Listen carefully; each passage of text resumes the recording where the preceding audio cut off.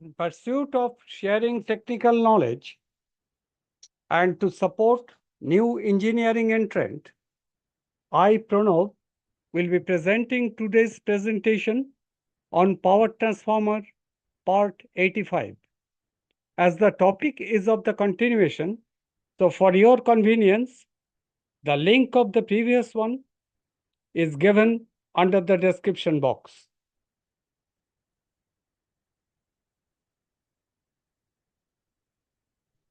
Let's start with the behavioral aspects of materials permittivity.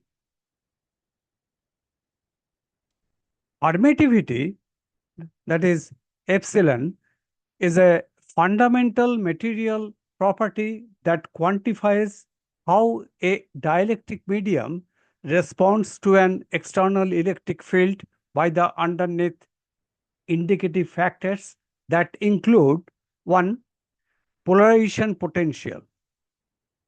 When an external field is applied, the material polarizes and creates an induced internal field in the opposite direction. This reduces the net electric field inside the material compared to what it would be in a vacuum. Higher permittivity means the material's molecules polarize more effectively, producing a stronger induced field that partially cancels the external field, resulting in a smaller net field inside the material. Number two, energy storage capability. Permittivity epsilon refers as the material's ability to become polarized in an electric field, which enables it to store electric energy. Materials with higher permittivity, that is higher dielectric constant, can have the greater ability to store more electric energy for a given electric field. Number three, capacitance enhancement.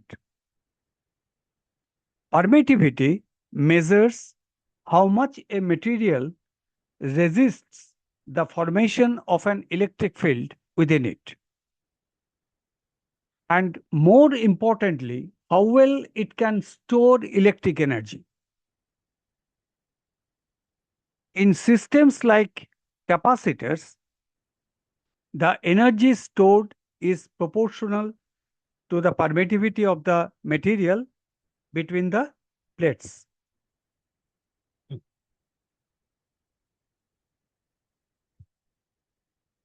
Typical capacitor configures with two conductive metal electrode plates separated by dielectric material, which starts to polarize when voltage is applied across the electrode plates. Such phenomenon causes to produce an electric field in the non-conductive dielectric material and thereby stores energy within it. Inserting a dielectric material between capacitor plates would thus to increase its capacitance by a factor of the material's dielectric constant K, whose value is always be greater than equal to 1. With vacuum, K equals to 1. That is, dielectric constant is 1. As the material polarizes, that creates an internal opposing dielectric energy field. Internal opposing electric energy field, causing to reduce the net electric field by E net equals to E0 divided by K, where E0 represents the original field energy.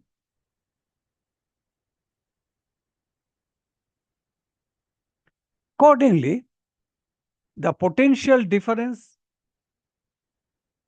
V between the plates is also subjected to reduce by V equals to V0 by K. Here, V0 is the initial potential difference between the plates separated by a vacuum or air. Since the dielectric constant K of material as used between the plates is greater than 1, so the new voltage V is always be less than the original value V0.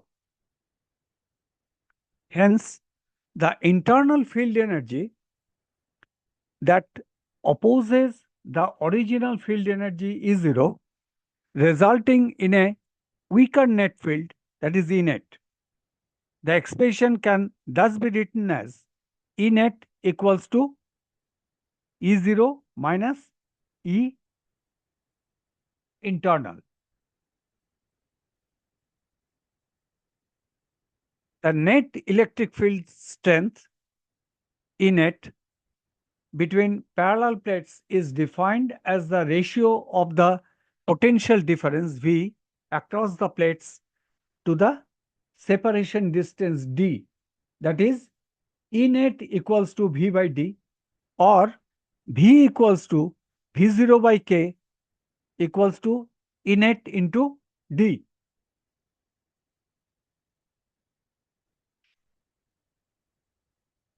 As the separation distance D is always kept constant, so any reduction in electric field energy results in a proportional decrease in voltage, and it drops by the same factor, dielectric constant K, of the inserted dielectric material between the plates. Accordingly, if the original capacitance in a vacuum is C0, then the new capacitance C is also increased by the factor K, that is C equals to KC0. The amount of electrical energy that a capacitor can store is influenced by the amount of polarization in the inserted dielectric material between the plates that occurs when voltage is applied. Materials with high dielectric constant K can store more energy compared to those with low dielectric constant. Important point. Number 4, electric susceptibility. The electric susceptibility is a dimensionless proportionality constant indicating how easily a dielectric material polarizes in response to an applied electric field. It is denoted by the Greek letter X chi or chi. Lowercase is the chi or pronounced as chi with a subscript E. Dielectric is commonly characterized by how its permittivity compares to free space and how strongly it polarizes in response to an electric field. This polarization process is therefore directly linked to the material's electric susceptibility X chi, which relates to the polarization P, which relates the polarization P to the applied electric field strength E, and can be equated as here P, that is polarization, equals to total dipole moment divided by volume. Hence, P equals to epsilon 0 x chi into E, or x chi equals to P by epsilon 0 E, where T is the polarization density, which indicates how much electric dipole moment is induced inside a dielectric per unit volume. Epsilon is the permittivity and E is the electric field strength.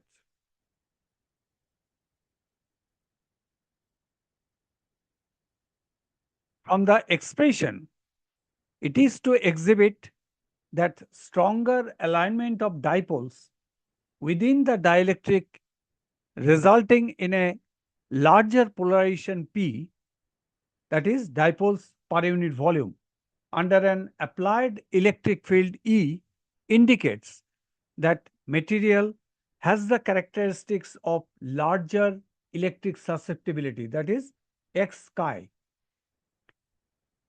Key aspects of the relationship between a material's relative permittivity, that is epsilon r, or dielectric constant K, and electric susceptibility X chi. Key aspects of relationship. A. Polarization is the displacement of bound charges within a material resulting in the formation of electric dipoles. B. A material's permittivity, epsilon, characterizes how easily it polarizes in response to an external electric field. E. It is as because the permittivity epsilon represents how much a material is rather affected by an electric field, and this is reflected in the stated relation, that is D equals to epsilon E, where D is the electric displacement field displacement, rather electric displacement field, which accounts for the effect of the material's polarization on the electric field.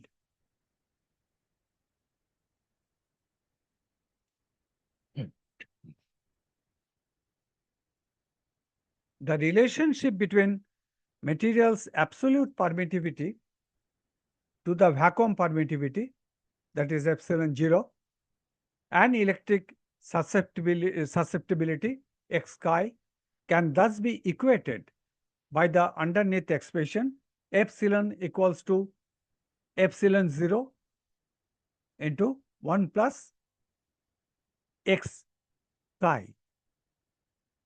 From this equation, we also can equate the material's relative permittivity epsilon r, that is dielectric constant, epsilon r equals to epsilon by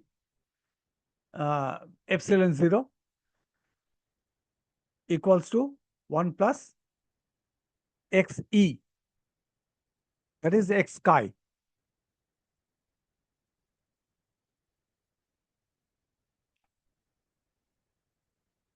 From equation 2, it can conclude the underneath factors. While X chi equals to 0, that indicates the material behaves like vacuum. Higher be the electric susceptibility, X chi, that indicates the more the material polarizes and the higher its permittivity.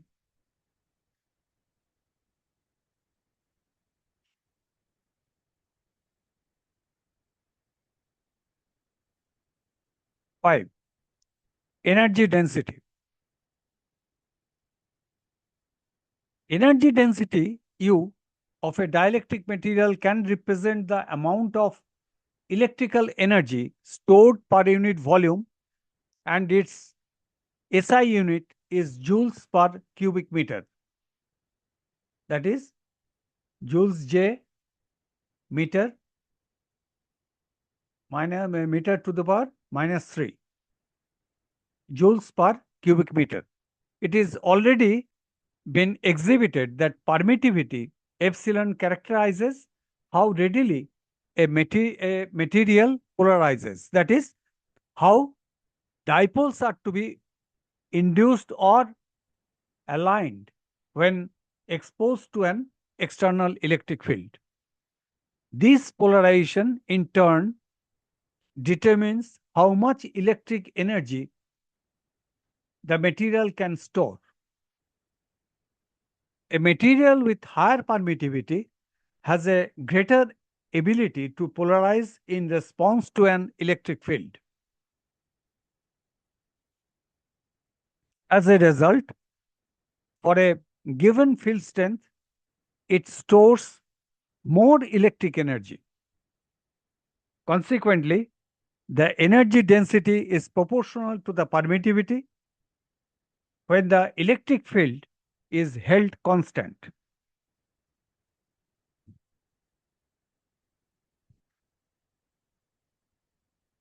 The energy density U stored in an electrostatic field inside a dielectric is given by the relation from electromagnetic energy density, that is U equals to half epsilon E square, where U is the energy density, E is the permittivity of the dielectric material, epsilon is the permittivity of the dielectric material, and E is the electric field strength. This expression can be fundamentally derived by equating the work done to assemble charges, for example, to build up charge on the dielectric between the parallel plates of a capacitor. The equation shows that energy density U depends on permittivity and the electric field strength. So, it is important to note, if both epsilon and E are simultaneously changing, then U is not solely proportional to epsilon. If E is held constant, then U is directly proportional to epsilon, that is permittivity. The energy density is directly proportional to permittivity only when the electric field is held constant.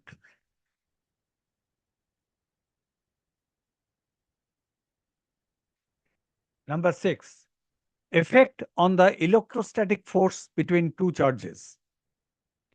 The fundamental principle of electrostatic force governed by Coulomb's law states that the force F between two stationary point charges is directly proportional to the product of the charges Q1 and Q2 and inversely proportional to the square of the distance, that is R, between them. Mathematically, Coulomb's law can be expressed as F is directly proportional to Q1 Q2 divided by R square, where F represents the electrostatic force between the two charges. Q1 and Q2 are the magnitudes of the charges in coulombs. R is the distance between the centers of two charges in meters. Absolute permittivity is the material property that relates the electric field to the resulting electric displacement, that is response, while relative permittivity epsilon r is the dimensionless ratio comparing that property to vacuum, that is epsilon 0, that is epsilon r equals to epsilon divided by epsilon 0.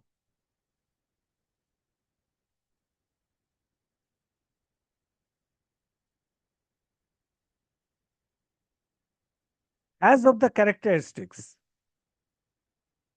the absolute permittivity has therefore to quantify a material's ability to permit electric field formation by becoming polarized in response to an applied electric field.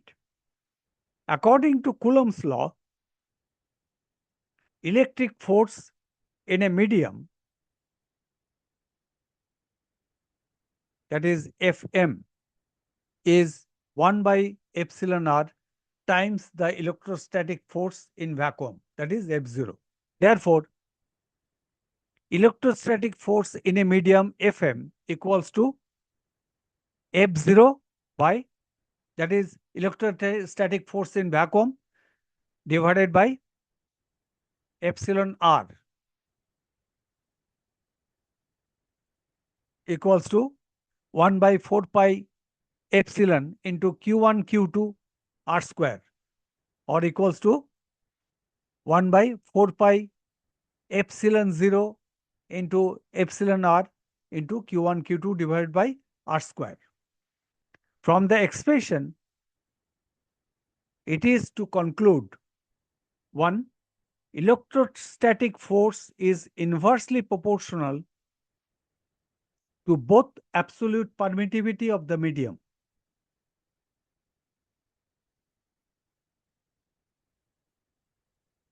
Okay? Electrostatic force is inversely proportional to both absolute permittivity of the medium. When a dielectric medium is introduced, that is epsilon equals to epsilon 0 into epsilon r, and epsilon r is greater than 1, and if epsilon r is greater than 1, the electrostatic force between charges decreases. Vacuum has the lowest possible permittivity, that is epsilon equals to 1, and since its relative permittivity is 1, the electrostatic force is maximum in vacuum. Any medium with relative permittivity is greater than 1, that is epsilon r is greater than 1, the force, electrostatic force between charges is less than in a vacuum, is less than in a vacuum. Fundamental mechanism behind electromagnetic waves.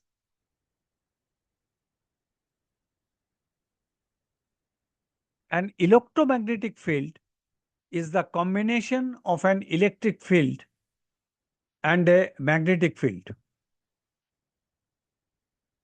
An electromagnetic field is the combination of an electric field and a magnetic field. The electric field is created by stationary electric charges, that is voltage, whereas the magnetic field is created by moving electric charges, that is current. According to Ampere-Maxwell's law, a time-varying electric field generates a magnetic field. A time-varying electric field generates a magnetic field. According to Faraday's law of induction,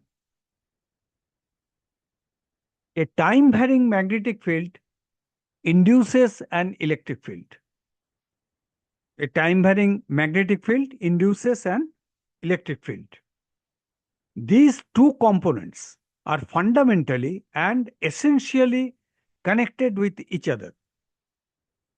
When these fields oscillate and interact, they propagate together as self-sustaining electromagnetic waves.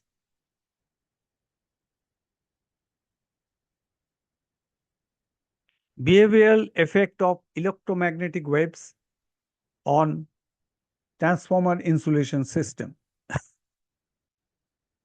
Electromagnetic waves, particularly in the form of high frequency transients, switching surges, or harmonics, can significantly affect and transformer insulation systems. Impact of these waves on dielectric materials manifests through one, electrical stress, that is, rapid voltage fluctuations create non uniform electric fields, increasing the risk of partial discharges and insulation breakdown. Number two, thermal degradation. A high frequency components cause additional dielectric losses, connecting electromagnetic energy into heat. Number three, chemical changes within the structure, molecular structure. Elevated temperatures and chemical and electrical activity accelerate aging processes through intensified oxidative reactions and moisture formation in oil paper insulation. High frequency electromagnetic transients are often to introduce high DVDT stresses, causing to initiate severe chemical changes, which include one, ion and electron bombardment. High frequency transient events are characterized by their extremely brief presence, that is, from nanoseconds to milliseconds, and high energy. Their impulsive or oscillatory events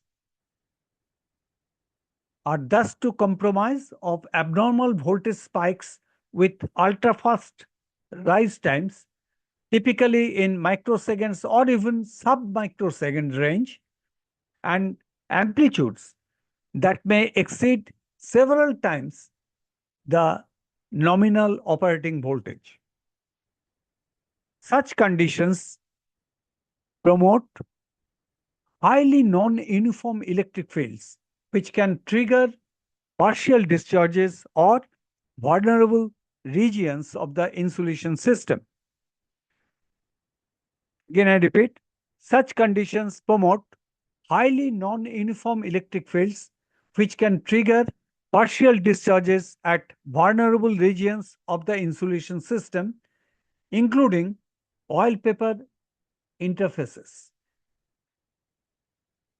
wrinkled insulation papers, trapped air bubbles, and contaminant particles such as metallic debris. Transient induced partial discharges, that is corona, generate energetic ions and electrons that continuously bombard the insulation material. These bombardment causes cellulose chain scission, that is shortage. This bombardment causes cellulose chain scission within the paper insulation, leading to depolymerization and the formation of low molecular weight degradation products. Over time, these reactions accelerate insulation aging, reduce dielectric strength, and increase the likelihood of insulation failure. Hotspot formation. Number two, hotspot formation. High frequency transients often induce local resonance within transformer windings and insulation structures, creating intense localized hotspots that may for exceed normal operating temperatures. These hotspots accelerate thermal aging of dielectric materials, increase dielectric losses, and promote rapid degradation of oil paper insulation through enhanced oxidation, gas generation, and moisture formation.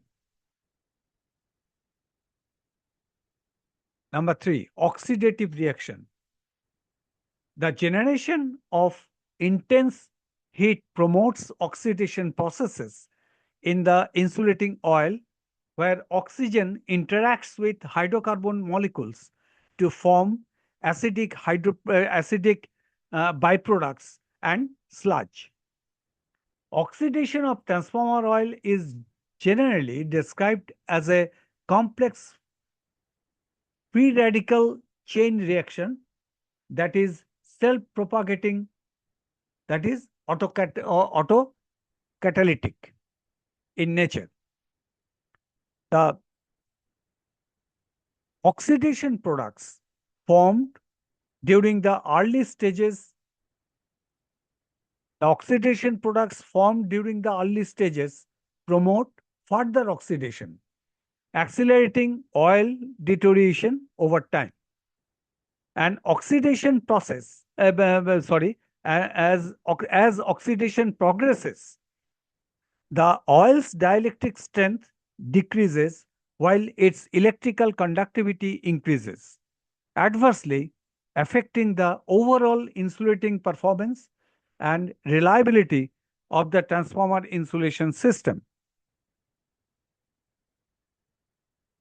Number 4, hydrolytic degradation of paper. High frequency transients can lead to premature hydrolytic degradation of transformer paper oil insulation by accelerating the chemical breakdown of cellulose polymer chains, a process intensified by moisture ingress and thermal stress.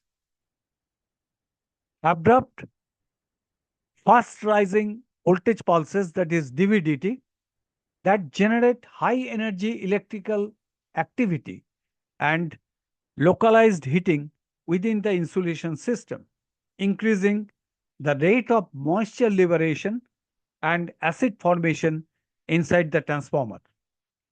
These conditions directly initiate and sustain the autocatalytic hydrolysis process. The formation of localized hotspots and elevated temperatures within the insulation also promote thermal degradation of the paper, releasing additional water molecules and acidic byproducts into the oil paper insulation system. Analysis indicates that even a moisture content of 1 to 3% can act as a significant catalyst for hydrolysis. Again, I repeat, analysis indicates that even a moisture content of 1 to 3% can act as a significant catalyst for hydrolysis. The combined effect of water, acidic compounds, and localized heating accelerates the breakdown of cellulose molecular chains in the insulating paper through acid catalyzed hydrolysis, ultimately reducing the mechanical strength, dielectric performance, and overall reliability of the transformer insulation system. Let's stop here, further to be continued at later stage. Thank you. Thank you for listening the video. Kindly do like, share, and subscribe. Your subscriptions would encourage to post more videos. Also share your comments or feedbacks inside the dedicated comment section. If you have any suggestions or specific topic you want, then let me know in the comment section, please. Thank you. Thank you for patient hearing.